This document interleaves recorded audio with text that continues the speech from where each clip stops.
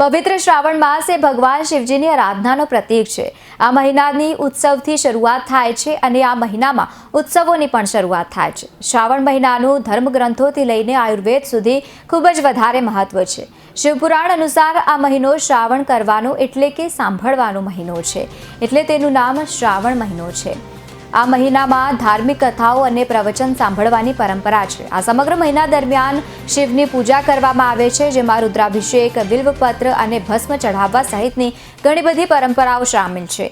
શ્રાવણ માસમાં શિવ ભક્તો દ્વારા શિવપુરાણ, શિવલીલામૃત અને શિવ કવચ સહિત શિવ ચાલીસા, શિવ પંચામૃત સહિત મહામૃત્યુંજય એવા અલગ અલગ પાઠો કરવામાં આવે છે, જાપ કરવામાં આવતું હોય છે। શ્રાવણ માસ દરમિયાન 5 સોમવાર આવશે, જે 5 સોમવાર સહિતના દિવસોમાં શિવ ભક્તો દ્વારા ભોળાનાથને રીઝવવા માટે વિશેષ પૂજા અર્ચના કરવામાં આવતું હોય છે। ત્યારે શિવજીના વિશેષ શૃંગાર પણ કરવામાં આવતા હોય છે, અલગ અલગ દર્શન કરવામાં આવતા હોય છે। શિવાલયોમાં ભક્તોની ભારે ભીડ જોવા મળતી હોય છે। ત્યારે પવિત્ર શ્રાવણ માસને લઈને રાજ્ય સરકારના મંત્રી કુંવરજી બાવળિયા સોમનાથ મહાદેવના દર્શનાર્થે પહોંચ્યા હતા।